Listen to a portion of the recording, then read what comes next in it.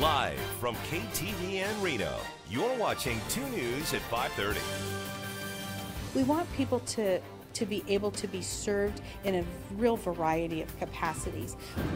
Nevadans are stepping up to help as Hurricane Florence bears down on the East Coast. And that is our 2 News big story at 5:30. The American Red Cross is providing volunteers, food, and blankets to people displaced by the storms. I'm Landon Miller. And I'm Kristen Remington. Thanks for keeping it here with us. The Nevada National Guard is also on standby in case another state needs our help. Paul Nelson joins us live in the newsroom after learning more about how Nevadans are helping in disasters like this one. Paul, do we know what they're expecting out east yet?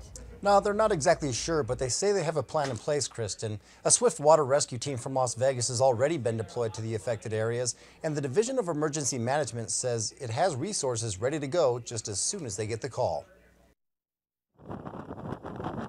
The southeastern U.S. is no stranger to hurricanes, and neither is the Nevada National Guard. Last year, crews and resources deployed to Hurricanes Harvey, Irma, and Maria. They provide helicopters for rescue operations and communication support. They have communications teams from the National Guard that are very good at providing communications when everything else is not working very well. The Nevada Division of Emergency Management is monitoring the hurricane, but it won't coordinate any resources until another state asks for help.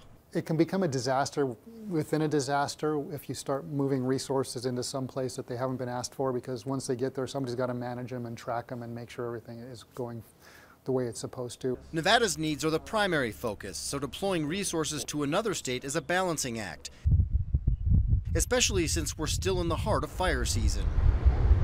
When we look at the availability of personnel and resources, we have to balance what we think we might need here. If something happens here, we get some more fires or something like that, versus what we can send to assist them.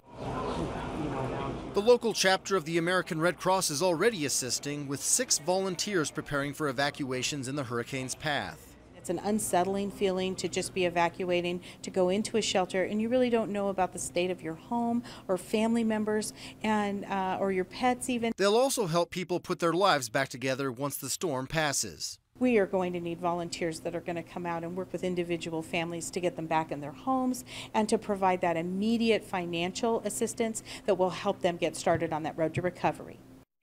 And of course, the American Red Cross is always thankful for volunteers and donations. If you want to help, head to our website or our app. We'll have a link for you. All 50 states are a part of a mutual aid agreement where they can ask each other for help. For instance, Nevada provides fire resources almost every year, but we've also gotten help from other states, including during the 1997 flood. Covering the big story live in the newsroom, Paul Nelson.